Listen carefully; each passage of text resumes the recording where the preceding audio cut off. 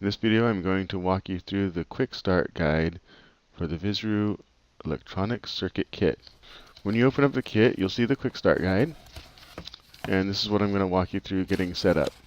So you open up the guide, follow through the steps, and it'll get you started on building circuits. So first, you're going to take out the breadboard, and you'll also see the power supply module.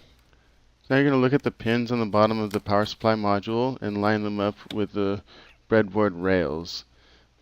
Find the small plus and minus on the power supply module and line up the pluses with the red lines and the minuses with the blue lines on the breadboard. Now you're going to want to plug the battery pack into the barrel jack on the power supply module. Once you have batteries in it, go ahead and press the on-off button. You should see a green light come on.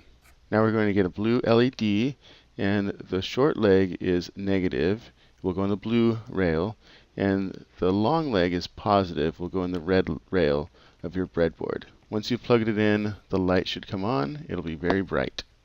Go ahead and click below to access some starter projects. The complete project manual, video courses, and many additional resources are also available inside the Vizaroo community. You'll be able to join that if you'd like as well.